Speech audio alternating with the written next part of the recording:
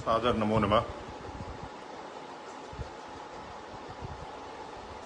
सदाशिवसमारम्भाम् शङ्कराचार्यमध्यमाम् अस्मदाचार्यपर्यन्ताम् वन्दे गुरुपरम्पराम्। आज नियमित अपने लाइव के कार्यक्रम के जो बुधवार और रविवार को होता है, तो आज रविवार है। आप लोग कुछ लोग जुड़ जाइए, फिर बात को शुरू करते हैं। राम बाबूजी, आपका हार्दिक स्वागत है। अब पहले आज सबसे पहले आप ही का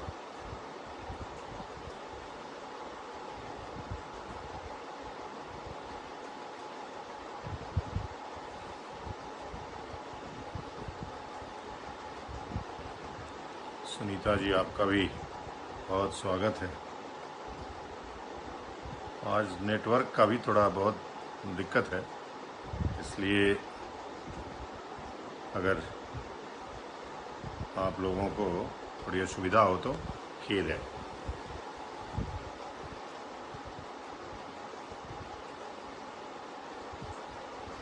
कुछ और लोगों को जोड़ लीजिए आप लोग।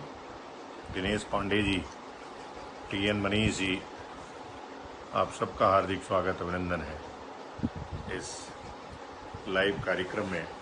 आज विषय है सेकुलरिज्म की आड़ में, सेकुलरिज्म के नाम पर जो हिंदुत्व पे हमला लगातार इस पूरे भारत में हो रहा है, वह अभी आपने देखा कि नारायण अमन बरनवाल जी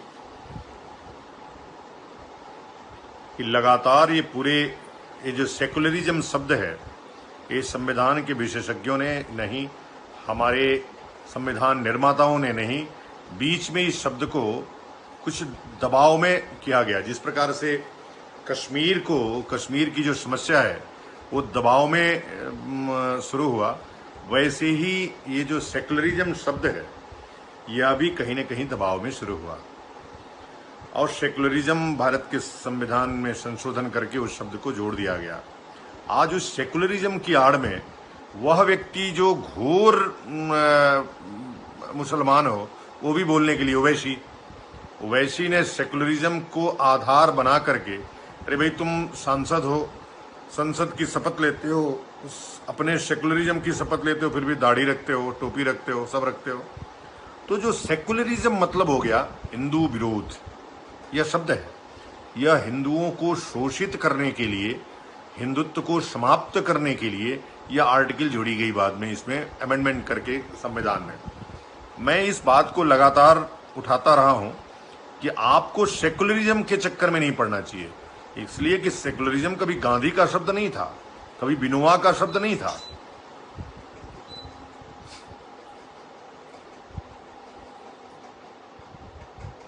गिरीश चंद्र चौबे जी, आपका भी हार्दिक अभिनंदन। अभी तो जो सेकुलरिज्म है, ये सेकुलरिज्म एक तरह से कैंसर हो रहा है अपने देश को। तो ये सेकुलरिज्म शब्द, मैं तो इस पक्ष में हूं कि इस संवैधानिक व्यवस्था को ही पूरी आमूल चूल परिवर्तन करना चाहिए। जो हमारी पूर्व में व्यवस्था लागू थी, उस व्यवस्था को पुनः ले आना चाहिए। लेकिन फिर भी अगर हम उसको नहीं कर पा रहे हैं, तो हमको कम से कम सेकुलरिज्म शब्द को निकाल करके हिंदू धर्म को बचाने का काम करना चाहिए। हमारे जो अभी प्रधानमंत्री हैं, सिर्फ और सिर्फ हिंदुओं की ओट से प्रधानमंत्री बने हैं। मेरे ख्याल से गिने चुने किसी ने बैलेट में, किसी ने EVM में गलती से बटन दबा दिया होगा, तो प्रधानमंत्री बन गए। अब प्रधानमंत्री बनने के बाद वह, यद्यपि राम मंदिर के निर्माण में, राम मंदिर आंदोलन में उनकी कोई भूमिका बहुत नहीं रही है, ऐसा आज उनके ही सुब्रमण्यम स्वामी जी का मैं इंटरव्यू सुन रहा था और बता रहा था। इन सुब्रमण्यम स्वामी ने तो और भी कई बातें ऐसी बताई कि सेतु समुद्रम की जो तोड़ने की परियोजना है, उसको समाप्त करने की परियोजना है, उस पर प्रधानमंत्री जी साइन करने वाले हैं, और जो उसको बचाने वाली फाइल है 5 साल से उनके टेबल पे पेंडिंग है और उस पर साइन नहीं हो रहा है। अब उसमें कितनी सच्चाई है वो तो सुब्रमण्यम स्वामी ही बताएंगे।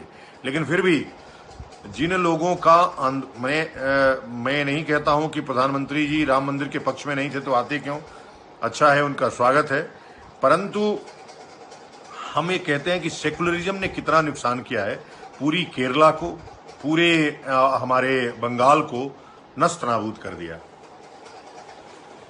एक व्यक्ति अभी बंदर की तरह उछल उछल करके सुप्रीम कोर्ट का वकील बोल रहा था, और वो बोल रहा था कि मंदिर तो नहीं स्कूल होना चाहिए। तो इस स्कूल में शिक्षा दी जाती है, संस्कार नहीं दिए जाते हैं, और मंदिर में संस्कार दिया जाता है। उससे जब पूछा गया और मस्जिद के बारे में क्या ख्याल है, तो बोला मस्जिद तो उनको संवैधानिक अधिकार प्राप्त है। तो ऐसे दोगले लोग जो सेकुलरिज्म की आड़ में मंदिर नहीं बनना चाहिए मस्जिद बनना चाहिए, ये वही लोग हैं जो दलित हिंदू होने का लाभ उठाते हैं, आरक्षण का लाभ उठाते हैं, और जैसे होता है ना कि खाता हमारा है और गाता दूसरे का है। तमाम लोग ऐसे भी हैं जो भारत का खाते पाकिस्तान का गाते हैं, ऐसे भी लोग हैं। ऐसे ही मुसलमानों से मेरी नफरत भी है। मुझे जो भारत को वतन समझता है, हमको अपना भाई समझता है, भारत को अपनी माँ समझता है, ऐसे मुसलमानों से कभी नफरत नहीं रही है। मैं उनसे दोस्ती रखता हूँ।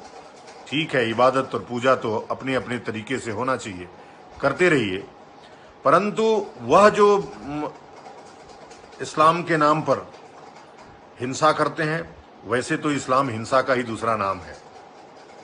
इस्लाम और हिंसा में कोई बहुत अंतर नहीं है, इसलिए कि ये जाहिलों का एक समूह है, और जो जाहिल होगा, जो शिक्षित नहीं होगा, जो कुरान पढ़ करके बड़ा होगा, वो तो आपको काफिर समझेगा और आपको मारना ही सुन्नत समझेगा, आपको मारना ही कहाँ जाते हैं, जहन्नुम में जाते हैं कि जन्नत में जाते हैं, भगवान जाने, कहीं जाते हैं मारने के बाद काफिरों को, तो वो तो उनकी कुरान में दर्ज है।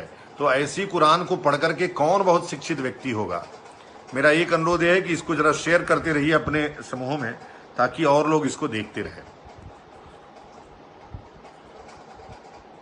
तो सेकुलरिज्म का जो ठेका है वह सिर्फ हिंदुओं के लिए है, उसमें मुसलमानों को शामिल नहीं किया गया, उसमें बौद्धों को शामिल नहीं किया गया, उसमें ईसाइयों को शामिल नहीं किया गया। सेकुलरिज्म मतलब एंटी हिंदू, बस। आप बुद्ध धर्म को मानते हैं तो आप सेकुलरिस्ट हैं, आप इस्लाम को मानते हैं आप सेकुलरिस्ट हैं, आप सेकुलर हैं। तो सेकुलर ये जो शब्द है, शब्दावली जो बाद में गढ़ी गई, या ऐसा कोई शब्दावली भी नहीं है। धर्मनिरपेक्ष कोई व्यक्ति हो ही नहीं सकता है, या तो धार्मिक हो सकता है या तो विधर्मी हो सकता है, या तो धार्मिक हो सकता है या तो अधर्मी हो सकता है। तो ऐसे शब्दों को गढ़ करके लाया गया, और इन शब्दों से जो नुकसान हिंदू सनातन धर्म का हुआ है, अब टोपी वाला, दाढ़ी वाला ये बोले कि प्रधानमंत्री सेकुलर संविधान होने के नाते नहीं जा सकते। तुम चिल्ला करके मस्जिद बनाने की बात कह सकते हो सांसद होने की बात, और हमारे प्रधानमंत्री पूजा नहीं कर सकते? किस संविधान में लिखा है?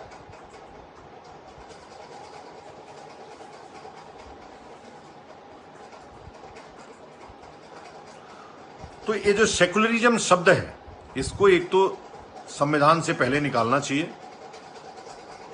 भारत हिंदू राष्ट्र है, हिंदुओं को ही केवल रहने का अधिकार है इसमें, और वह जो इस हिंदुस्तान को अपना घर समझता हो, अपनी वतन समझता हो, ऐसा नहीं कि पाकिस्तान के मुल्ला को अगर चोट हुआ तो चोट लगे तुझको तो दर्द मुझे होता है। तो आप में जो ये सब चीजें शामिल हैं, इसलिए हमेशा आपका कैरेक्टर क्वेश्चनेबल है। इस्लाम के नाम पर पूरी दुनिया में आपकी नंगे करके तलाशी ली जाती है, ये आपका धर्म है। कोई हिंदू के साथ ऐसा नहीं होता है, इसलिए कि हमारे संस्कार हैं। हम सबको बुला रहे हैं कि सब आइए हमारे संस्कारों में, हमारी पाठशाला में, हमारे मंदिरों में चलने वाली गुरुकुलों की पाठशाला में शामिल होइए, वहां से संस्कार लीजिए। और यह जो विधर्मी संविधान है, अधर्मी संविधान है, और मुस्लिम परस्त संविधान है, ईसाई परस्त संविधान है, इस संविधान को परिवर्तित करके उसमें यह सेक्युलर शब्द तुरंत बाहर करना चाहिए। अभी एक और आर्टिकल की बात चल रही है, लगातार आपने सुना होगा कि संविधान में यह उपबंध है कि कोई भी व्यक्ति हिंदू होने के कारण हिंदू धर्म ग्रंथों की शिक्षा अपने स्कूल में नहीं दे सकता है। अभी हमने अनिवार्य कर दिया है अपने शंकराचार्य स्कूलों में।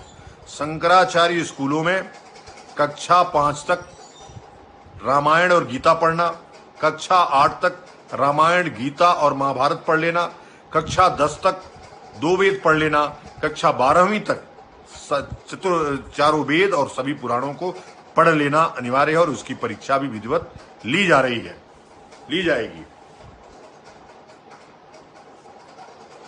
तो यह बोलते रहने से जब तक आप इसकी शुरुआत नहीं करेंगे, ऐसे संविधान को कौन मानेगा?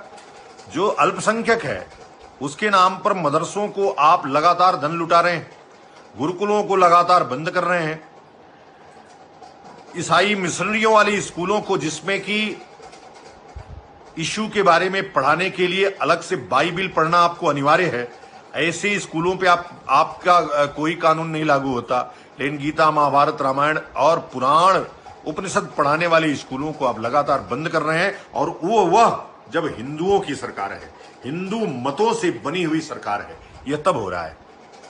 मैं जब कोई बात कहता हूं तो तमाम जो भक्तगण हैं वो मेरे पीछे लग जाते हैं, आप योगी के विरोधी हैं, आप मोदी के विरोधी हैं। अरे भाई, मैं गुलाम तो नहीं हूं तुम्हारी तरह, मैं मतदाता हूं और इस देश के मतदाता को प्रश्न उठाने का भी अधिकार होना ही चाहिए। यह हमारा फंडामेंटल राइट है, विरोध करना हमारा फंडामेंटल राइट है, संविधान नहीं दिया है और हमारे धर्म ग्रंथों ने भी कहा है। इसलिए यह आवश्यक है कि सेक्युलरिज्म की आड़ में, धर्मनिरपेक्षता की आड़ में यह जो हमले हम सब सह रहे हैं, ये सब हमले जो देख रहे हैं, इसको और उस देश में जहां हिंदू बहुसंख्यक है, हिंदू मतों की सरकार है, ऐसे देश में भी हमको ये सब दिन देखना पड़ता है। आपने देखा पाकिस्तान जो इस्लामिक कंट्री है, वहां एक मंदिर बन रहा था, जाकिर नायक हमारे भारत देश का है, वह बोलता है कि वहां मुसलमानों के पैसे से, मुसलमानों के टैक्स के पैसे से मंदिर का निर्माण नहीं हो सकता। रुक गया, वहां जाके अल्लाह अकबर बोलने लगे। कल एक डीजीपी भी वो पाड़े की तरफ बोल रहा था, बाएं बाएं। आप सोचिए, इस सेकुलर संविधान में एक डीजीपी जो ब्राह्मण कुल का है, वह चिल्ला चिल्ला करके सिर्फ सेकुलर अपने आप को साबित करने के लिए अल्लाह अकबर बोल रहा है। और आपने एक बार भी ओवैसी ने उस संविधान को की दुहाई नहीं दी, उसको डांटा नहीं, उसको बर्खास्त करने की मांग नहीं की, लेकिन प्रधानमंत्री आ गए, हिंदू के मंदिर, तो विरोध शुरू कर दिया। तो ये जो दोगलेपन है, ये जो दोगलापन है, वह सब हमारे संविधान के कारण है। और जब तक संविधान में अमूलचूल परिवर्तन नहीं होगा, अब समझिए कितने अयोग्य लोगों को इस संवैधानिक उपबंध के कारण नियुक्त किया जा रहा है। और जो योग्य, आखिर यह कानून आप क्यों नहीं बनाए कि हर घर के एक व्यक्ति को नौकरी देंगे? आपने ऐसा नियम लागू नहीं किया, ऐसा संविधान में वर्णन नहीं किया। आपने आरक्षण भी किसको मिल रहा है? जो क्रीमी लेयर वाले दलित हैं, बैकवर्ड हैं, उनको मिल रहा है। जिनको ऑलरेडी खूब पैसे हैं, आरक्षण का लाभ भी वही ले रहे हैं। वो जूता पॉलिश करने वाला तो आज भी जूता पॉलिश कर रहा है, वो मजदूरी करने वाला तो आज भी मजदूरी कर रहा है। उसके इकोनॉमिकल स्टेज में, आर्थिक उस पे ढांचे पे कोई परिवर्तन उसके अंदर नहीं आया है, ना सरकार उसका। आज भी आप समझिए तमाम दलितों के घर गिरे हुए हैं। दलित शब्द में चमारों के लिए उपयोग कर रहा हूं। तमाम जो चमार जाति के लोग हैं, उनके घर आज भी जीर्ण शीर्ण और गिरे हुए हैं। लेकिन उसी गांव में जो पैसे वाला चमार है, उसका घर खूब बड़ी बड़ी बिल्डिंग है, वो तो उसके बारे में भी नहीं सोचता है। वो जब पैसे वाला हो जाता है तो कम से कम सरकार ने नहीं किया, लेकिन वो तो कर देता है, उसको छाड़ देता है, फिर उसको अपने यहां मजदूरी पे रखता है। उसका आर्थिक स्तर बढ़े, ये कभी वो प्रयास नहीं करता है।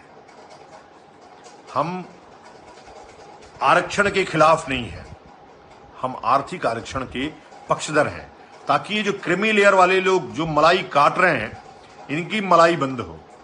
और जो आर्थिक रूप से कमजोर सवर्ण है, जो अपने आप को, जो जिसके खाने का ठिकाना नहीं, उसको आपने फॉरवर्ड क्लास में रखा हुआ है, अपर कास्ट में रखा हुआ है।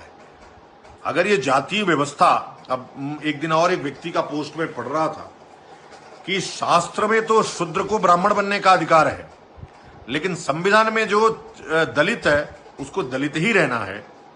तो आखिर जातिवादी कौन हुआ, मैं कि संविधान?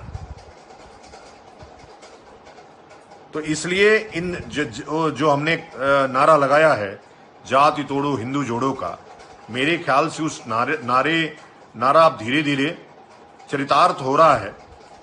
और आप समझिए, कभी भारतीय जनता पार्टी या कांग्रेस पार्टी इस जो आरक्षण है उसको समाप्त नहीं करेंगे।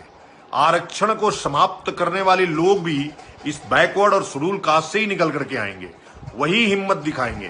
क्योंकि जब तक आप वोट की राजनीति के लिए काम करते रहेंगे तब तक एक बड़े निर्णय, राम मंदिर बनाना कोई बहुत बड़ा निर्णय नहीं है, 370 समाप्त करना कोई बड़ा निर्णय नहीं है। ये सब जो चीजें जो भूख से संबंधित है, मनुष्य से संबंधित है, जैसे आरक्षण, प्रत्येक घर को नौकरी, यह जो बात मैं कह रहा हूं यार, प्रत्येक घर का नाम लिया जाएगा तो उसमें दलित भी आएगा, राजपूत भी आएगा, ब्राह्मण भी आएगा, सभी आएंगे। लेकिन चूंकि सेक्युलर स्टेट है, वोट बैंक की राजनीति है और उसको बनाए रखना है। जब तक आप वोट बैंक की राजनीति के शिकार होते रहेंगे और जब तक आप वोट बैंक नहीं होंगे, अभी देखिए उत्तर प्रदेश की हालत, एक अपराधी मारा गया, ठीक है, अच्छा हुआ मारा गया, उसकी आड़ में तमाम ब्राह्मण मारे गए। मैंने वो प्रश्न उठा दिया तो मैं ब्राह्मणवादी हो गया। यद्यपि मैं तो इन सब चीजों से जाति और धर्म से ऊपर उठ करके बात करता हूं, लेकिन जब जाति और धर्म से ऊपर उठ करके बात करता हूं और फिर भी ब्राह्मणवाद, अभी लगातार ब्राह्मणों की हत्याएं हो रही हैं, लगातार ब्राह्मणों का शोषण हो रहा है, फिर भी मैं प्रश्न न उठाऊं? अरे लगातार अगर चमारों की हत्या होगी, लगातार यादवों की हत्या होगी, तो भी मैं उठाऊंगा। जात के नाम पर जातिवादिता वाली सरकार, अगर आपके पास सेक्युलर संविधान है, आपने एक बार भी प्रश्न नहीं उठाया। ये नेता लोग सिर्फ वोट बैंक के लिए, जो अपने, अभी कल एक राजभर साहब आए थे और राजभर को यादवों ने पीट दिया। यादव जी का मुकदमा पैसे के दम पर लिख लिया गया, राजभर का मुकदमा नहीं लिखा गया। शकलदीप राजभर एक सांसद हैं जो सिर्फ इस नाते बने हैं कि राजभरों का वोट मिले, उनकी कोई अपनी राजनीतिक योग्यता नहीं है। अब तो मैं ये भी नहीं कह सकता हूं कोई ईमानदार है, इसलिए कि 2-2 स्कॉर्पियो उनके पीछे चल रही है। शायद कोई टकसाल उनके बाप ने खोला हो और वहां से पैसा आ गया हो, खरीद लिया गया हो। लेकिन मैं ईमानदार भी अब उनको नहीं कह सकता हूं। जितने भी जालसाज लोग हैं, भ्रष्ट लोग हैं, वो उनके हाथों की कठपुतली हैं। लेकिन राजभर का मुकदमा नहीं लिखा गया। मैंने कप्तान को कहा, कप्तान के निर्देश के बाद भी अभी तक उसके एफआईआर की कॉपी हमको प्राप्त नहीं हुई है। यह उभाव थाने का मामला है, बलिया जनपद के। रंगदारी चल रही है, थानेदार जिसको चाहता है उसके खिलाफ मुकदमा लिख देगा, जिसको चाहेगा उसको जेल में डाल देगा, जिसको चाहेगा बंदूक लगा करके भेज देगा, जिसको चाहेगा उसको गांजा लगा करके भेज देगा। यह जो अंग्रेजों की सरकार थी उससे कौन सी अलग सरकार है, जरा ये बताइए। हाँ, इतना जरूर हुआ, अरे तब भी भगत सिंह पैदा होकर के, तब भी चंद्रशेखर आजाद पैदा होकर के भारत माता का नारा लगाते थे, तब भी हम पूजा और पाठ करते थे आराम से, आज भी हम पूजा पाठ आराम से कर रहे हैं। लेकिन जो शोषण के कानून हैं, जो संविधान से आ रहे हैं, वह आखिर कब समाप्त होंगे? क्या करना पड़ेगा? इन 70 वर्षों में शोषण बढ़ा है कि घटा है, आपको सोचना है। लेकिन आप तो जातिगत समूहों में बटे हुए लोग हैं, आप तो वोट बैंक की राजनीति के शिकार हुए लोग हैं, आप कहां बदलेंगे? तो यह जो हिंदू समुदाय है, हिंदू धर्म है, धर्म के लोग हैं, वो हमेशा से बटे हुए रहे हैं। इसीलिए मोहम्मद गोरी ने, इसीलिए गजनवी ने, इसीलिए मीर कासिम ने हमारे ऊपर हमला किया और 800 वर्षों तक, 800 क्या 715 के बाद लगातार हम 1200 वर्षों तक गुलाम रहे। अभी भी गुलाम हैं, अभी भी सामंतवादी लोगों की ही बातें समाज में चलती हैं। वो जो गरीब आदमी है उसकी कोई सुनने वाला नहीं है।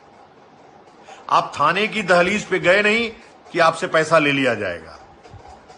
आप थाने की दहलीज पे गए नहीं कि आपको लूट लिया जाएगा। आप एसडीएम साहब के यहां गए नहीं कि दलाल आपको पकड़ करके अगर पैसा आपने दिया तो आपका काम करा देगा, और ये दलाल जो उप जिलाधिकारी है, दलाल जो जिलाधिकारी है, बिना पैसे का कोई काम नहीं करेगा। तो अभी भी कौन सी गरीबों की सुनी जाती है, कौन से मतदाताओं की सुनी जाती है, कौन सी ईमानदारी आ गई है? अंग्रेजों में ईमानदारी थी, अभी तो भ्रष्ट अंग्रेजों की सरकार है, काले अंग्रेजों की सरकार है। मैं इस बात को बहुत पीड़ा के साथ कह रहा हूं।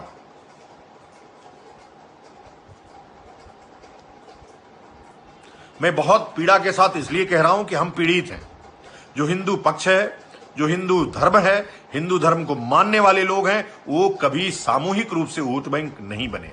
पहली बार हिंदुओं की सरकार से बनी हुई अभी जो सरकार है, हिंदू मतों से बनी हुई, मैं इस दावे के साथ कह सकता हूं, एक भी मुसलमान अगर अल्लाह की कसम खा करके बोल दे कि मैंने वोट किया है तो मैं अपना नाम बदल दूंगा। मुझे शक है कि शहनवाज ने भी वोट किया है कि नहीं, मुझे शक है कि मुख्तार अब्बास नकवी ने भी वोट किया है कि नहीं, इसलिए कि मैं उनके बीच रहता हूं और मैं जानता हूं कि भारतीय जनता पार्टी और हिंदुत्व के खिलाफ जो नफरत है, वो नफरत को कोई समाप्त नहीं कर पा रहा है। मैं बार बार इस बात को कहता हूं कि मैं उन मुसलमानों के खिलाफ कतई नहीं हूं जो भारत भूमि को अपनी मां समझते हों, हिंदुओं को काफिर नहीं अपना भाई समझते हों, लेकिन कुरान पढ़ करके वो मन में उसके काफिर हमेशा बना रहता है। आप उसके मन में झांक करके देखिए।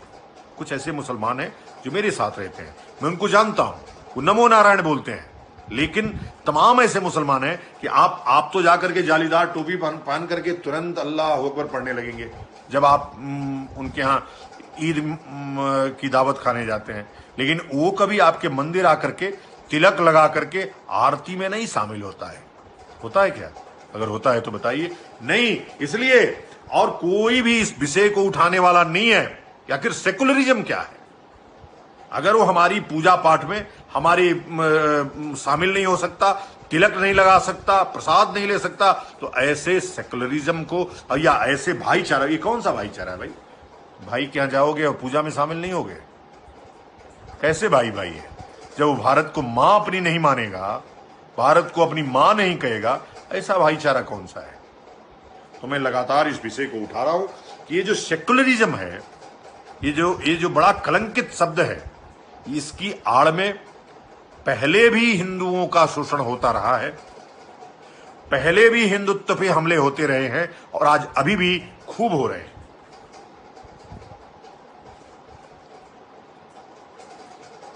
और जब तक आप चेतेंगे नहीं तब तक तो होता रहेगा ना मित्र। आप तो अब वोट देने वाली मशीन है केवल। आप वोट देते रहिए और पुलिस की लाठी खाते रहिए, पुलिस वाला लाठी मारता रहेगा आपको। आप देखिए इस लॉकडाउन के पीरियड में तमाम ऐसे लोगों को पीटा और मारा गया। कल संपूर्ण लॉकडाउन था, गाजीपुर में एक लड़के का हाथ टूट गया था, वो गया था प्लास्टर कराने, तब तक पीछे से चालान काट दिया। मैं इसलिए बता रहा हूं कि ये संवैधानिक राष्ट्र है, ये संवैधानिक राज्य है, और इसमें जो ये अंग्रेजों के कानून थे वो भी रह गए हैं। तो भैया कानून ही नहीं बदला, सत्ता का हस्तांतरण व्यक्तियों में हुआ, उसका नाम ही है सत्ता हस्तांतरण। तो जब सत्ता का हस्तांतरण हुआ, सत्ता का कानून नहीं बदला, तो आप कैसे उससे अपेक्षा कर सकते हैं, ऐसे संविधान से जो आपके प्रति न्याय करेगा?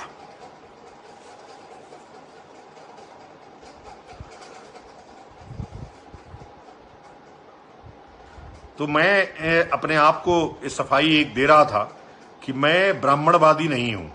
जो मेरे नजदीक रहने वाले लोग हैं वो जानते हैं, लेकिन कुछ लोग ऐसे हैं, अभी सोशल मीडिया पे एक खबर चल रही है कि मैं बहुत पाखंडी बाबा हूं और मुझे उजागर करना है। तो मैं तो दावे के साथ कह सकता हूं कि जिसके अंदर दम है वो, मैं खुली किताब की तरह हूं। मैं वो व्यक्ति हूं जिसकी पूजा उसके गांव में होती है, मैं वो व्यक्ति हूं जिसका साष्टांग प्रणाम उसके गांव में होती है, मैं वो व्यक्ति हूं जो अपने दिया सबसे पहले अपने गांव में जलाया हूं। इसलिए मेरे ऊपर प्रश्न उठाने वालों, जरा इन बड़ों के ऊपर प्रश्न उठाओ जो सेकुलरिज्म की आड़ में लगातार हमारे ऊपर हमले कर रहे हैं। ये चोरों की सरकार, उचक्कों की सरकार, उदंडों की सरकार, ये तेरा गुंडा, ये मेरा गुंडा। जो तेरा गुंडा था, मैं आऊंगा तो मैं उसको मारूंगा। जब तेरी बारी आएगी तो तुम मेरे गुंडे को मारना। ये गुंडा राज है। तुम्हारे गुंडे अलग हैं जो अपहरण और छिनैती कर रहे हैं आजकल, लेकिन जो अखिलेश के गुंडे हैं, जब उनके राज में आएंगे तो वो छिनैती और डकैती करेंगे। आपका कुछ नहीं बदलने वाला है। बदलेगा तो सिर्फ शोषण का तरीका। उनकी सरकार आएगी, तुम शोषित होगे, तुम्हारी सरकार आएगी, वो शोषित होंगे। यही चलता रहता है। योगी जी आए, अखिलेश की जांच करा रहे हैं, अखिलेश आएंगे, योगी जी की जांच कराएंगे, तो ये चलता रहेगा। ये बदलने वाला नहीं है। और ये तब बदलेगा जो हिंदुत्व के लोग दलगत राजनीति और जातियों से ऊपर उठ करके एक साथ एक अच्छे हिंदुत्व की सरकार बनाएंगे। मैं अच्छी की बात इसलिए कि मैं दलगत राजनीति से ऊपर उठ करके इसलिए कहता हूं कि जब आप दलगत राजनीति में होते हैं तो आप गुलामी कर रहे होते हैं। तब आप मेरे जैसे जो विधायक हैं वैसे ही अयोग्य लोग चुन करके आते हैं। जो जनता जाए तो चश्मा भी उठा करके बाहर से नहीं देखता है, जो बोलता है कि इंतजार करिए, जो किसी के दरवाजे पर नहीं जाता है। ऐसे अयोग्य लोगों का चुनाव तब होगा जब आप पार्टी को वोट करेंगे। लेकिन जब आप व्यक्ति को वोट करेंगे, कल्पनाथ राय मऊ जनपद के सांसद थे, विकास पुरुष थे। मैं उनके भ्रष्टाचार पे कोई बात नहीं कहना चाहता हूं, लेकिन सबके आप समझिए मऊ जनपद में जितना विकास हुआ है, उसी जनपद के बगल में चंद्रशेखर सिंह भी रहे हैं। तो कितना विकास हुआ है वो भी देख सकते हैं। अगर मैं बोलूंगा तो लोग बोलेंगे कि मैं ठाकुर विरोधी हूं, लेकिन विकास के नाम पर चंद्रशेखर ने कुछ किया हो ऐसा कहने के लिए कुछ नहीं है। लेकिन कल्पनाथ राय ने विकास के लिए जितना किया है कोई व्यक्ति उतना कर नहीं सकता है। परंतु वह बोलने का मादा मेरे में है और किसी में नहीं है। और नहीं है तो मैं क्या कर सकता हूं? मैं बोलता रहूंगा। तुमको जो मेरे खिलाफ करना हो करते रहो, तुम्हारी जितनी औकात है चलते रहो। हां, लेकिन अगर किसी दिन सामना हुआ तो गर्दन ऐंठ दी जाएगी, इसलिए कि मैं परशुराम का वंशज हूं। मैं कह चुका हूं, मैं पुष्यमित्र शुंग का वंशज हूं। अधर्म पर चलने वाले व्यक्ति अगर हाथ आया तो मड़ोड़ दिया जाएगा।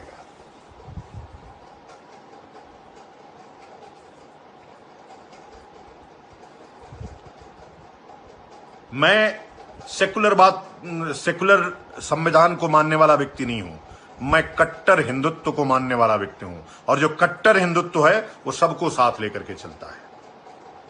वो ऊंच नीच नहीं देखता है, वह छोटा बड़ा नहीं देखता है, वो हिंदू मुसलमान नहीं देखता है। अगर कोई मुसलमान पानी के बिना तड़प रहा है तो पानी देना हमारा धर्म है और हम देते रहेंगे उसको, हमेशा से देते रहे हैं, आगे भी देते रहेंगे। परंतु मैं मुल्ला हो जाऊंगा ये कभी नहीं हो सकता है। हां, मैं जरूर भारत के मुसलमानों से बार बार कहता हूं कि तुम कभी मुसलमान नहीं हो, तुम भटके हुए व्यक्ति हो, तुम हमारे भाई हो, तुम वापस लौट आओ। और लगातार ये प्रयास कर रहा हूं मैं, इसलिए कि तुम भटके थे, या तो तुम पैसे के दम पर या तो तलवार के दम पर धर्मांतरित हुए हमारे भाई हो। अब वो समय आ गया है, गुलामी की जंजीर छोड़ो, गुलामी छोड़ करके वापस आओ। हम दोनों हाथ फैला करके तुम्हारा स्वागत करेंगे और तुम्हारे साथ बेटी रोटी का संबंध बनाएंगे।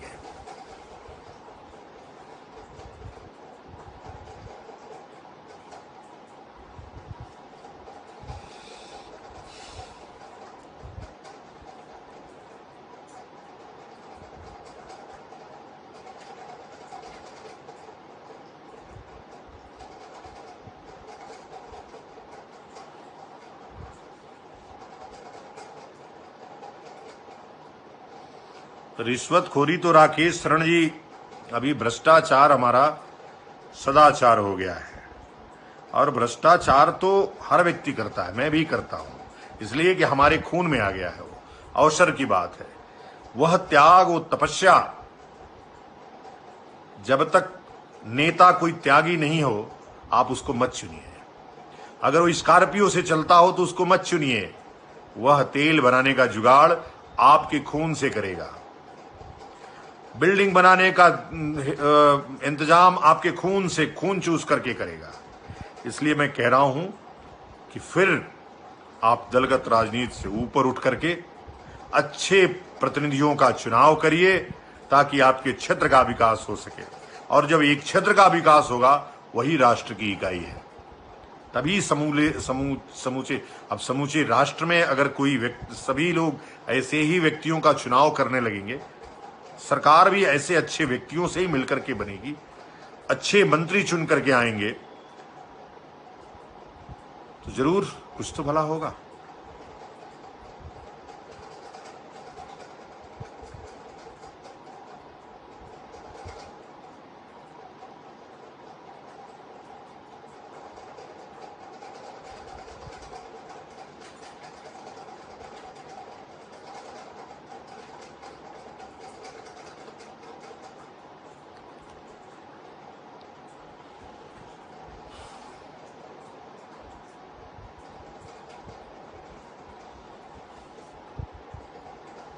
धन्यवाद राकेश जी। ये दमदारी तो मैं दिखाता ही रहता हूं। मैं बताया हूं, मैं उस दमदार खून की परंपरा को, ब्लड की परंपरा को आगे बढ़ा रहा हूं, जिसमें पुष्यमित्र, शुंग और परशुराम पैदा हुए। अच्छा है।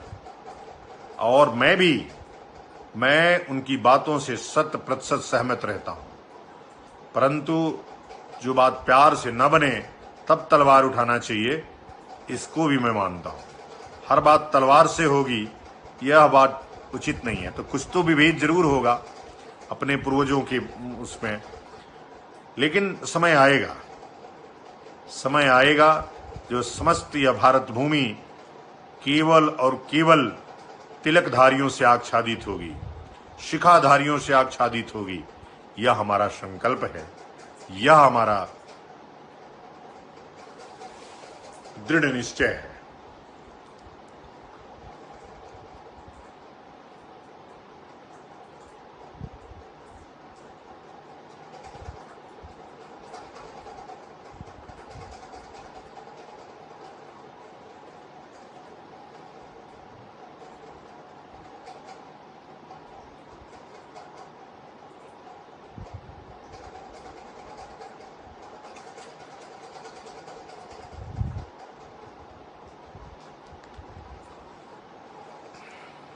धन्यवाद भीम सिंह।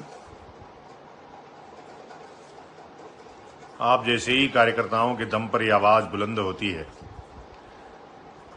अकेले तो मैं क्या कुछ कर सकता हूं, परंतु जितनी हमारी क्षमता है, मैं उसमें पीछे नहीं हटूंगा। जिन शब्दों को मैं बोलता हूं, मैं मुंह पर भी बोलने का मादा रखता हूं। और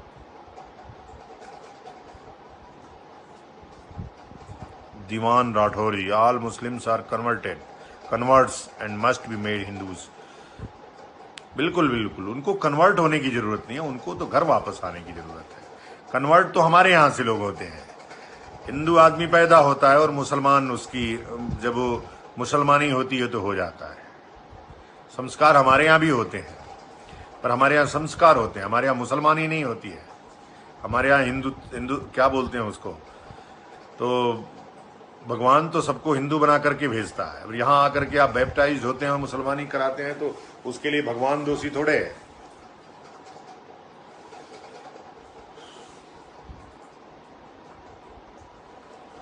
तो मैं ये बात कह रहा था कि सेकुलरिज्म की आड़ में जिस प्रकार से हम लोगों के ऊपर लगातार हमले इस देश में हो रहे हैं, उस सेकुलरिज्म को इस संविधान से तुरंत बाहर करना चाहिए। जिस तरह से संविधान, अगर मोदी जी में मादा है तो संविधान संशोधन करें, संविधान संशोधन करके, और ये धर्मनिरपेक्षता का जो आवरण ओढ़ करके ओवैसी जैसे लोग हिंदुओं का शोषण करते हैं, और मुस्लिम जो युवा हैं, आप समझिए अपने सभी लोग, उनके बच्चे कभी मदरसा नहीं गए, कभी मदरसे में नहीं पढ़ते हैं ओवैसी के, और लोगों के बच्चों को मदरसे के लिए प्रेरित करते हैं कि तुम जाओ और ये दीनी तालीम लो, ताकि तुम जाहिल के जाहिल ही रह जाओ, कुछ मत बनो। तो इसलिए अच्छा, दूसरा यह है कि भारत में जो शिक्षा पद्धति हो, अभी नई शिक्षा पद्धति आई है, बहुत स्वागत योग्य कदम है कि कम से कम कक्षा 5 तक अपनी क्षेत्रीय भाषा में आपके बच्चे को अध्ययन करने का, इसलिए कि जो उसका मानसिक विकास है वो जिन भाषाओं को बोलता चालता है उसी में हो सकता है। हम सब हिंदी मीडियम से पढ़े हुए लोग हैं, हमने इंग्लिश आकर के 6वीं के बाद पढ़ी है, लेकिन फिर भी काम भर को तो इंग्लिश बोल लेते हैं, अंग्रेजों से बात कर लेते हैं, नीदरलैंड जाकर के गीता का प्रवचन भी कराते हैं, भागवत का प्रवचन भी कराते हैं। तो इसलिए कि हिंदी में मानसिक विकास हुआ हमारा। और आज आधुनिक फैशन में रिक्शे वाला भी कहता है कि मेरा बेटा इंग्लिश पढ़ता है। घर में तुम गाली गलौज, माँ बहन की गालियां बकते हो और इंग्लिश मीडियम स्कूल में लिखा दोगे तो वो कभी कुछ बनेगा नहीं, वो तो मिक्सर हो जाएगा। इसलिए जो शिक्षा पद्धति है वह अपनी क्षेत्रीय भाषा में ही होनी चाहिए। ये काम सरकार ने बहुत अच्छा किया है। और दूसरा भी काम कि क्षेत्रीय भाषा मतलब आप जैसे मदरसे में पढ़ाई जो होती है वो उर्दू में होती है, तो उर्दू भी भारतीय भाषा है और भारतीय भाषा पढ़ना सबके लिए अनिवार्य करना चाहिए, ताकि जो मौलाना है वो चिट्ठी लिखे उर्दू में अगर पाकिस्तान को भी उसके समर्थन का, तो हमारे लोग पढ़ सकें। अब एक दिन चले गए हम अपने बलिया जनपद में, कुछ रिकॉर्ड थे, तो जो 1885 के पहले के रिकॉर्ड्स हैं वो सब उर्दू में है। अब उर्दू पढ़ने वाले को 5,000 देना था। मैंने कहा मैं तो उर्दू 10th तक पढ़ा हूं, जरूरत नहीं है। इसलिए मैं स्वयं पढ़ने लगा उसको। यद्यपि मुस्लिम साथियों ने मुझे बहुत उर्दू पढ़ाया है, मैं उर्दू ठीक से पढ़ लेता हूं, तो मैं पढ़ने लगा। आश्चर्य में पड़ गया, यार ये तो बाबा उर्दू पढ़ता है। तो ये आश्चर्य सभी को होना चाहिए। तो उर्दू भी कम से कम सभी जगह अनिवार्य भाषा के रूप में 5वीं तक करनी चाहिए थी इसमें, ताकि खतरे ना हो सके, हमारे साथ धोखा ना हो सके और सभी बच्चे हमारे उर्दू में निपुण हो जाए। उर्दू के नाम पे कुरान नहीं पढ़ाना है, इसलिए कि कुरान पढ़ेगा तो काफिर पढ़ने लगेगा, और काफिर पढ़ेगा तो फिर तलवार उठाने लगेगा, गर्दन काटने लगेगा। तो अगर वो तलवार उठाएगा तो हम लोग भी पुष्यमित्र परशुराम बनने लगेंगे, तो फिर युद्ध हो जाएगा। इसलिए जो शिक्षा पद्धति है उसमें सेकुलरिज्म ले आना चाहिए और उसमें उर्दू पढ़ाना अनिवार्य कर देना चाहिए। और जब उर्दू अनिवार्य रूप से पढ़ेंगे बच्चे, उर्दू के साथ संस्कृत पढ़ना भी अनिवार्य होना चाहिए सबको। वो किसी जाति धर्म का व्यक्ति हो, संस्कृत भारत के लिए अनिवार्य भाषा के रूप में सभी बोर्डों में, सभी स्टेट बोर्डों में, सभी केंद्रीय बोर्डों में आवश्यक है और उसको जरूर लाना चाहिए। तो मैं आदरणीय नरेंद्र मोदी जी को पत्र लिखने वाला हूं कि कक्षा 5वीं तक क्षेत्रीय भाषा में हो, संस्कृत अनिवार्य भाषा के रूप में हो, उर्दू अनिवार्य भाषा के रूप में पढ़ाई जाए, यह आवश्यक है।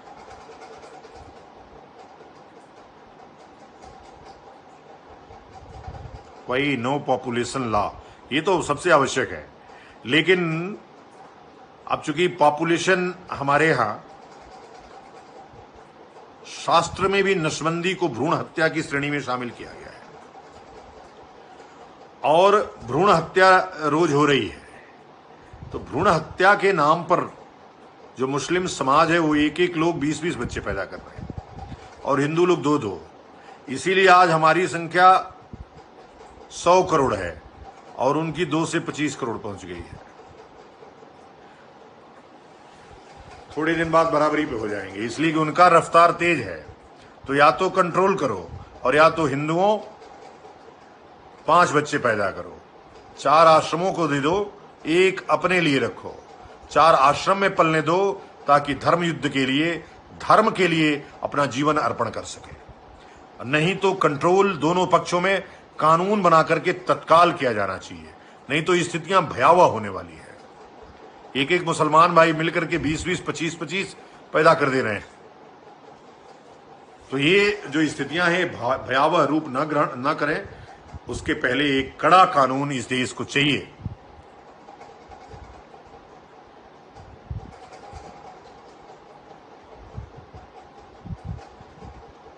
क्योंकि हम लोग जो है अभी, नहीं तो स्थितियां भयावह होने वाली।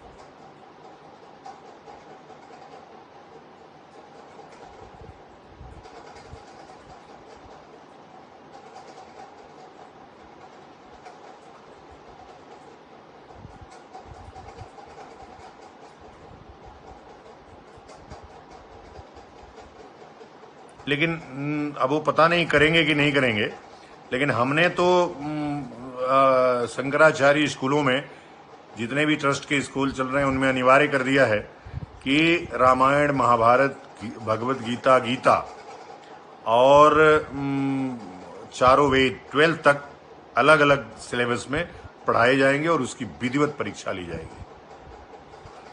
ये अनिवार्य कर दिया है। और भी लोगों से मांग करता हूं कि जो कम से कम सनातन धर्म या हिंदुत्व के नाम पर स्कूल चला रहे हैं, जैसे कि आरएसएस के लोग, उनको भी अपने यहाँ, यदि सनातन धर्म में आपको विश्वास है तो अवश्य इस शिक्षा पद्धति को शुरू करना चाहिए।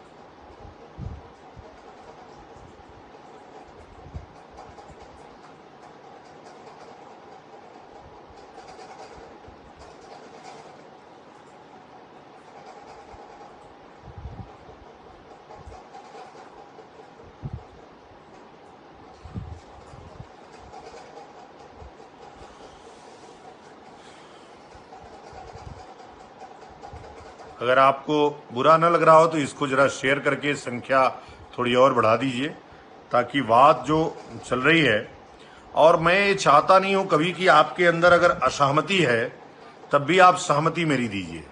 जिन चीजों पे मेरी असहमति है या मैं कहीं दिग्भ्रमित हो रहा हूं, दिशाहीन हो रहा हूं, तो अवश्य आप हमको टोकिए, हमको बोलिए।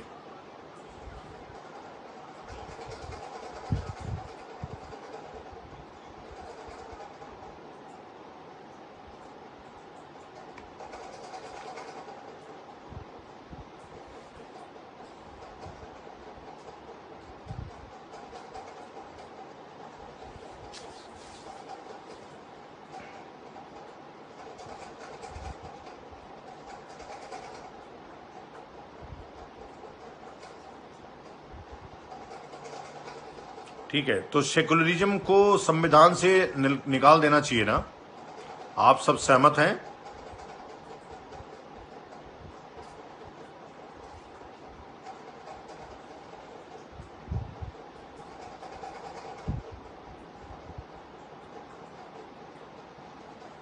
सेकुलरिज्म जब तक भारतीय संविधान में रहेगा, हिंदुओं को मजाक बनाया जाता रहेगा, हिंदुत्व को मजाक बनाया जाता रहेगा, हमारे धार्मिक क्रियाकलाप को मजाक बनाया जाता रहेगा। इसलिए ये आवश्यक है कि आप सब मिलकर के आवाज बुलंद करिए और इस को अधिकतम लोगों में शेयर का एक बटन है बगल में, उसको शेयर करते रहिए, लाइव बटन को। आप शेयर नहीं करेंगे तो मैं कुछ बोलूंगा नहीं। अनुराग शंकर त्रिपाठी, चलो कुछ तो एग्री हुए तुम किसी विषय से हमारे। अच्छी बात है।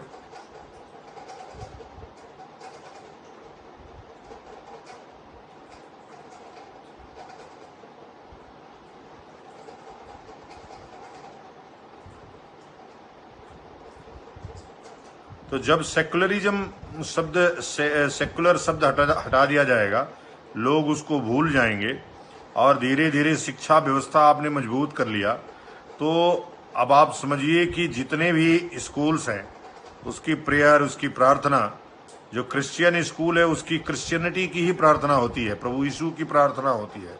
अब प्रेयर से ही जब बच्चे ऐसे ऐसे करते हैं, क्रॉस बनाते हैं, आपका बच्चा क्रॉस बनाते हुए अच्छा लगता है? आपका बच्चा, हमारे एक मित्र हैं मऊ जनपद के, उन्होंने अपने हिंदू बच्चे का नाम मुसलमान रख लिया है। हमने पूछा क्यों, तो बोले कि भाई संविधान में ऐसा सेकुलर संविधान है, तो बच्चे का नाम हिंदू और मतलब मोहम्मद कुछ करके उसका नाम है। हमने कहा ये जो दोगलापन है, वैसे भी जो वामपंथी हैं सामान्यतया वो मुस्लिम परस्त होते हैं और वो मुस्लिमों का ही सर्वाधिक नुकसान भी करते हैं, इसलिए कि उनकी परस्ती से अन्य जो लोग हैं वो बहुत रुष्ट हो जाते हैं और रुष्ट होकर के कुछ काम उनको न करने देते हैं न स्वयं करते हैं उनके लिए। जहां भी ये वामपंथी हैं वहां आप देखिए, वो लगेगा आपको कि मुसलमानों की सरकार है। केरला में आप चले जाइए, वामपंथियों की सरकार है। ममता बनर्जी भी वामपंथी ही मैं मानता हूं उसको, वो कहीं से सनातनी नहीं है, यद्यपि वह सिर्फ वोट के लिए है। हमारे तमाम नज़दीकी लोग ममता के बहुत नज़दीक रहे हैं, वो बताते हैं कि स्वभाव से बहुत धार्मिक है, परंतु जब आदमी को वोट लेना, मुझे भी कुछ दिनों तक राजनीति का भूत सवार था पार्टी बनाने का, तो मुझे लगा मुझे बहुत सेकुलर होना चाहिए।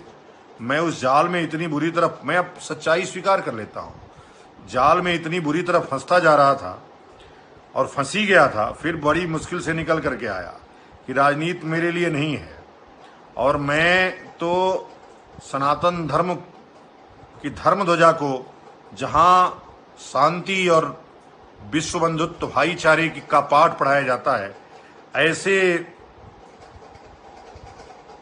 धर्म को छोड़ करके वोट बैंक के लिए जो भी मन में मेरे आता था कि इससे मुसलमान हमसे जुड़ जाएगा, मैं सच्चाई बोल रहा हूं। अखिलेश का परिवार पूरी तरह से घोर धार्मिक है। मैं उन सबको जानता हूं कि मंत्र तंत्र में या यंत्र में बहुत विश्वास है उन लोगों को। मैं उन्हीं के परिवार के शिवपाल यादव को जानता हूं कि वो घोर धार्मिक व्यक्ति हैं, धर्माचार्यों के प्रति उनकी अगाध श्रद्धा है, परंतु वोट बैंक के लिए आपने देखा कार सेवकों पे मुलायम सिंह ने गोली चलवा दिया। तो ये जो राजनीति है बड़ा खराब कीड़ा है, तो क्यों ना राजनीति को ही बदल दिया जाए। जो राजनीति को, अच्छा आप बताइए कोई मुसलमानों की पार्टी है? नहीं है, लेकिन उनकी आवाज सर्वाधिक बुलंद कौन करता है? डर करके अखिलेश को मंदिर जाने में डर लगता है। आजकल तो चूंकि अभी हिंदुत्व का अलग इतना जग चुका है कि अब मंदिर राहुल भी घूम रहे हैं और अखिलेश भी घूम रहे हैं। अभी सभी हिंदुत्व के आगोश में आने के लिए लालायित है, परंतु एक जमाना था कि कोई हिंदुओं का नाम लेना नहीं चाहता था। मैं इसके लिए भारतीय जनता पार्टी और संघ दोनों का बहुत ऋणी हूं कि उन्होंने कम से कम हिंदू शब्द का अलग तो जगाया, भले मार्ग गलत जा रहा हो, वो मार्ग सही होगा। मार्ग सही तब होगा जब हम सब मिल करके यह संकल्प लेंगे कि यह राष्ट्र हिंदुस्तान है, हिंदू राष्ट्र होना चाहिए। हिंदू धर्मशास्त्रों में दिए गए कानून को ही, असली का अंग्रेजों के कानून को समाप्त करके आईपीसी और सीआरपीसी में समूल समाप्त करके नए अपने जो ये है व्यवस्था है, कानून व्यवस्था है, इसको लेकर के आएंगे। और जब हम समूल लेकर के आएंगे, हमारे धर्म से, गीता में लिखी हुई बातों से, शास्त्रों में लिखी हुई बातों से ही दंड विधान विहित होगा। निश्चित रूप से आप समझिए देश हिंदू राष्ट्र होगा, मुसलमान भी उसमें बहुत खुशहाल होगा, तब वो भी हमको भाई समझेगा हम भी उसको भाई समझ पाएंगे। आज तो उसको लगता है कि हिंदू ही हमारे पक्ष में आकर के खड़ा हो जाएगा। भाई अगर तुमको हिंदुओं के पक्ष में खड़ा होना है, दुनिया भर के पाकिस्तान में हिंदुओं के ऊपर, अफगानिस्तान में सिखों के ऊपर इतना लगातार अत्याचार हो रहा है, लेकिन भारत का कोई भी मुस्लिम लीडर या मौलाना एक शब्द भी नहीं बोलता है कि जो वतन में रहने वाला व्यक्ति है उसके खिलाफ तुम क्यों ऐसा अत्याचार कर रहे हो। यह सिर्फ इसलिए हो रहा है कि हम जो लोग हैं वह इसको, ये जो सेकुलरिज्म का कीड़ा है वो हमारे अंदर सबसे ज्यादा है, इसलिए हम ही दोगले हैं।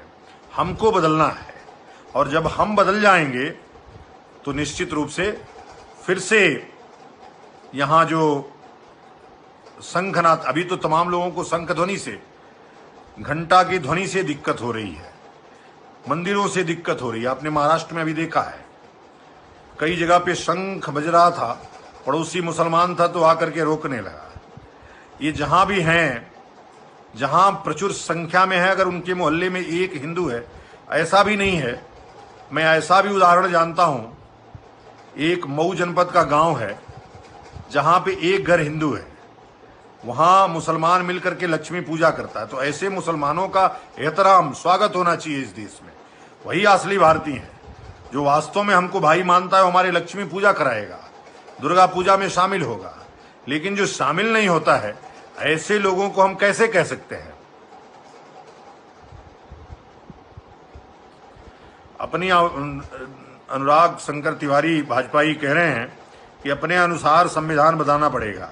संविधान की जरूरत ही क्या है।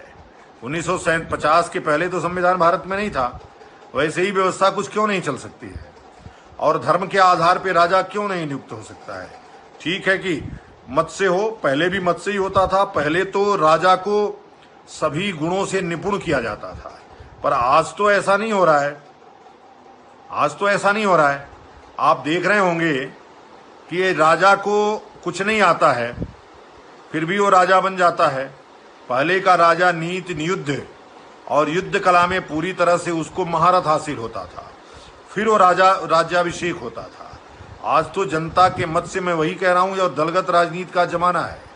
जिसकी सेटिंग जितनी अच्छी है वही उतना बड़ा नेता है, जिसके पास जितना ज्यादा पैसा है वही उतना बड़ा नेता है। तो ये तब तक होता रहेगा जब तक हम लोग यह दलगत राजनीति में फंस करके, जातिगत व्यवस्था में आबद्ध होकर के हिंदू समाज की एकता में विश्वास नहीं करेंगे और दलगत राजनीति से ऊपर योग्य जनप्रतिनिधियों का चुनाव नहीं करेंगे, तब तक, जब तक आप गुलामी करेंगे, एक व्यक्ति की गुलामी करेंगे, सत्ता की गुलामी करेंगे, पार्टी की गुलामी करेंगे, तब तक आप गुलाम ही रह जाएंगे। उन अंग्रेजों में, इन अंग्रेजों में कोई फर्क नहीं है मित्रों। भ्रष्टाचार आप खुद बताइए अपने पास ईमानदारी से, भ्रष्टाचार चरम पे है कि नहीं। थानेदार बिना पैसे का मुकदमा लिख लेता है क्या? अगर आपको चोट भी लगी, आपके घर मर्डर हो गया है, तो भी वह बिना पैसे का मुकदमा नहीं लिखेगा। आपको भी विश्वास नहीं होगा कि हम पैसा नहीं देंगे तब तक तगड़ा वाला मुकदमा हमारे थानेदार नहीं लिखेंगे। ये भ्रष्टाचार आखिर समाप्त कौन करेगा? योगी जी से मैं बहुत अपेक्षा करता हूं। अभी भी 2 साल बचा है, उनको कमाल दिखाना चाहिए। जातिगत राजनीति से ऊपर उठ करके हिंदुओं को एक करने का पूरा प्रयास उन्हें करना चाहिए। उन्हें भगवान ने अवसर दिया है, गोरख बाबा ने अवसर दिया है, और उसका लाभ उनको लेना चाहिए। दलगत राजनीति से ऊपर उठ करके राष्ट्र हित में, हिंदू हित में उनको कार्य करना चाहिए। जातियां कैसे समाप्त होंगी, वर्ण व्यवस्था कैसे लागू होगी, इस पे उनको काम करना चाहिए, पर वो काम हो नहीं रहा है। अभी लगातार आप देख रहे हैं कि योगी जी भी सेकुलर होते जा रहे हैं। कई जगह आपने देखा, राम मंदिर के अलावा अभी किसी भी संस्कृत विद्यालय को कोई अनुदान नहीं आया, लेकिन सभी मदरसों को सारे अनुदान चले गए हैं। मुस्लिम लड़कियों की शादी का प्रावधान अखिलेश भी नहीं कर पाए, लेकिन योगी जी इसलिए कर रहे हैं कि हो सकता है कि मुसलमान वोट दे उनको।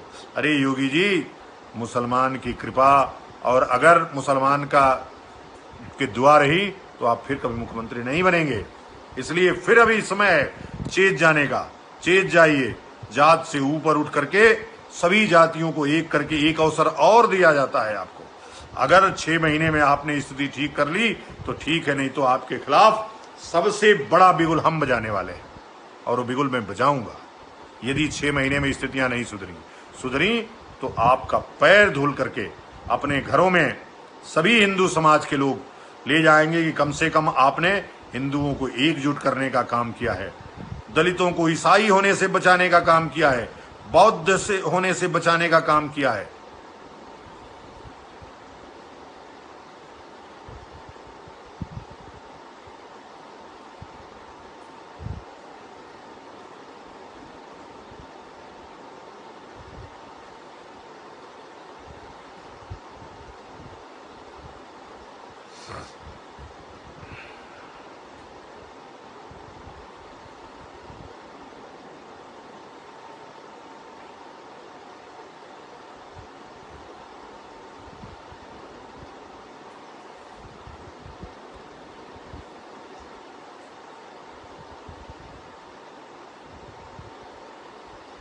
तो उम्मीद है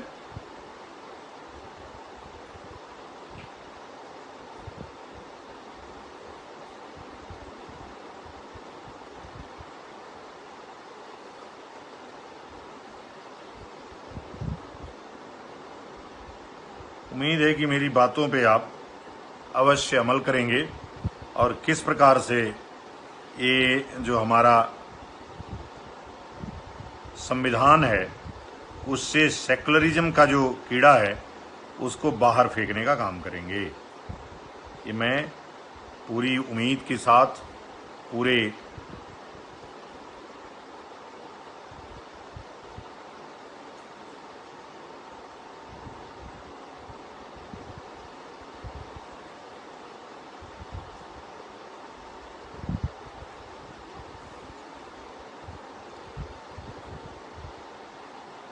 सहमत हैं राजेश जी। तो इसको अधिकतम लोगों तक शामिल करिए, अधिकतम लोगों तक भेजिए, इसलिए कि हम लोग कोई पेड आईटी सेल वाला तो रखते नहीं है। आप ही लोगों के बल पर ये फेसबुक भी बड़ा अजीब है, जो पैसा देता है उसकी गति को स्वयं बढ़ा देता है, स्पॉन्सरशिप देने वालों को। हम लोगों को तो ये कोई महत्व ही नहीं देता है।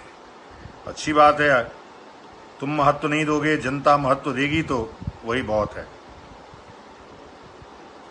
तुम्हारे महत्व देने से क्या होता है?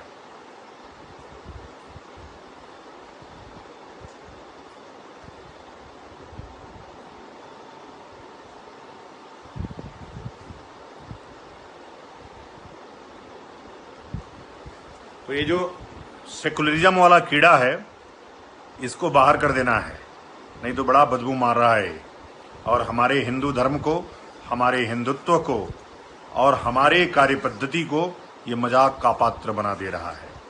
और ये जैसे भी ओवैसी जैसे लोग हैं वो लगातार सेकुलर संविधान की आड़ में अपनी दुकान तो अच्छी चला रहे हैं, लेकिन हमारे धर्म को लगातार आरोप लगा रहे हैं कि मंदिर के उसमें नहीं जा सकते आप, सेकुलर संविधान की अरे संविधान ही तो फंडामेंटल राइट्स देता है, धर्म मूल वंश जाति के आधार पर कोई विभेद उत्पन्न नहीं कर सकता, परंतु आरक्षण तो तुम्हारे ही संविधान ने दे दिया है।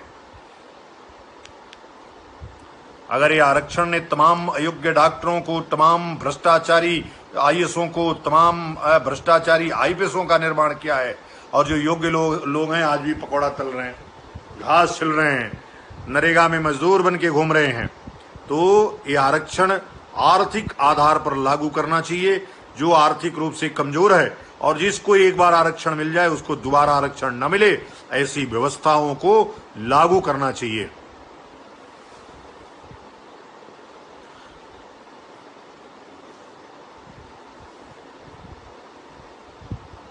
आप जरा इसको शेयर करते रहिए, बढ़ाते रहिए।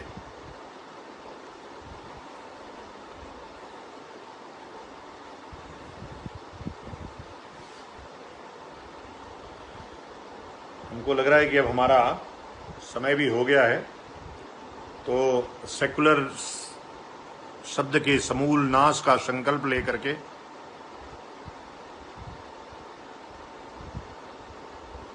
नहीं, प्लान तो अनुराग है ना। प्लान यह है कि आप आवाज बुलंद करिए और सेकुलर शब्द को न्यायालय ले जाइए, न्यायालय जाएंगे, न्यायालय ले जा करके और इसको समाप्त कराएंगे। ये असंवैधानिक, असंसदीय, अमर्यादित शब्द है और इसकी आड़ में तमाम हमारे साथ शोषण हो रहा है। देखेंगे, जन दबाव बनाएंगे, अगर सरकार सुन ली तो ठीक है, नहीं तो न्यायालय जाएंगे, न्याय मांगेंगे और अगर न्यायालय भी बिकेगा तो उसको देखा जाएगा। फिर लड़ाई तो लड़नी पड़ेगी ना। कार सेवकों के हत्यारों के अपने सौरभ मिश्रा वाजपेयी जी कुछ बोल रहे हैं, कार सेवकों के हत्यारों के सेकुलरिज्म पर भी कुछ बताएं। अखिलेश वाराणसी में हिंदू संतों पर लाठी की चार्ज कराई, इस पर भी।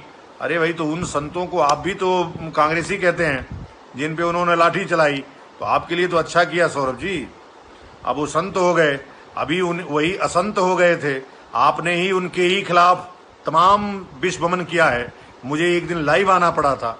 जिन लोगों पे लाठीचार्ज हुआ था वही है लोग हैं जिनको आपने अहिंदू होने का प्रमाण पत्र दे दिया था सौरभ मिश्र जी। ये तो सब चल रहा है वही, वो तेरा गुंडा वो मेरा गुंडा, वो तेरा बाबा वो मेरा बाबा। ये जब तक तेरा मेरा बाबा करते रहोगे, जब तक राजनीतिक पार्टियों की गुलामी करते रहोगे, तब तक ये सब होता ही रहेगा।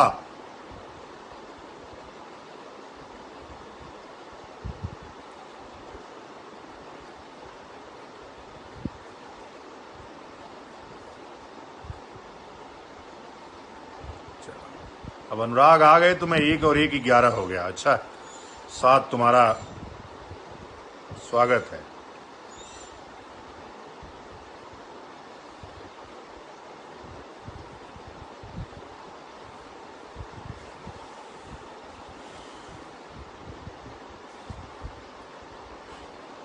बस मैं यही कह रहा हूं सौरभ जी आपको कि कम से कम ये तेरा मेरा वाला चक्कर छोड़िए, प्रवक्ता बनना बंद कीजिए। आइए मिल करके एक अच्छे राष्ट्र के निर्माण में। मैंने 6 महीने और योगी जी को दे दिया है।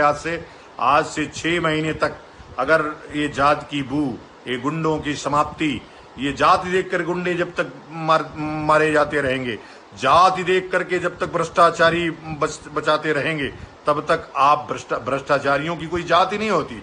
जैसे अपराधियों की कोई जाति नहीं होती, वैसे ही तो ये सब पे आपको स्ट्राइक करना है और सब पे स्ट्राइक करना है तो सबसे पहले अपनी मानसिक स्थिति को ठीक करना है। आपकी पार्टी ने सौरभ जी दुनिया भर की गालियां दिया उस शंकराचार्य के लिए जिनके प्रतिनिधि पीटे गए थे और जिस प्रतिनिधि के खिलाफ भी दुनिया भर की अपशब्दों का प्रयोग हुआ था। जो शंकराचार्य स्वतंत्र का आंदोलन लड़े हों, जिन्होंने राम मंदिर के लिए सर्वाधिक लड़ाई लड़ी हो, जिनके अधिवक्ता को सुप्रीम कोर्ट ने लगातार सबसे ज्यादा महत्व दिया हो 35-32 लोगों में, और ऐसे व्यक्ति को नरेंद्र मोदी ने कोई अधिवक्ता नहीं रखा, भारतीय जनता पार्टी ने कोई अधिवक्ता नहीं रखा। कोई अधिवक्ता लखनऊ में तब उनकी सरकार भी नहीं थी जब हाई कोर्ट ने निर्णय दिया था।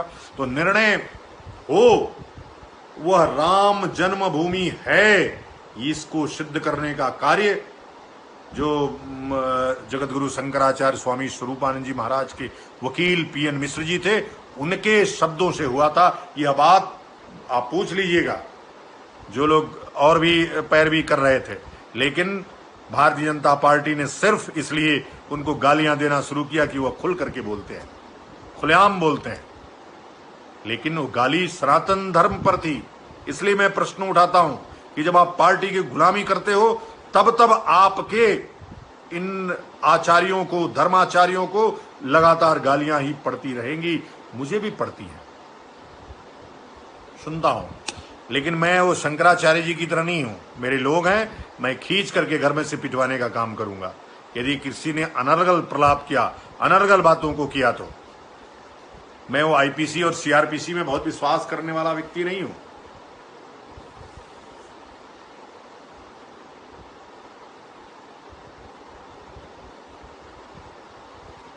तो मेरे ख्याल से अब समय मैंने बहुत लिया है आपका। आप इस वीडियो को अधिकतम शेयर करते रहिए, अधिकतम लोगों तक इस बात को पहुंचाते रहिए। दलगत राजनीति से ऊपर उठ करके संपूर्ण हिंदू राष्ट्र के लिए अपना श्रम, धन, मन देते रहिए। सेकुलरिज्म जैसे कीड़े को बाहर निकालने के लिए अपना दबाव, अपना तन, मन, धन देते रहिए। राम मंदिर के लिए, जो अभी भव्य राम मंदिर बन रहा है, हिंदू राष्ट्र की जो नींव पड़ रही है, उसके लिए अपना सर्वस्व दान करिए। राम मंदिर तीर्थ क्षेत्र का एक अकाउंट है, उसमें अधिकतम दान आप जितना दे सकते हैं, अपना योगदान, 1 महीने की सैलरी, जितना भी दे सकते हो आप अवश्य दीजिए और उसको भव्यता, दिव्यता देने के लिए आप अपना प्रयास करते रहिए।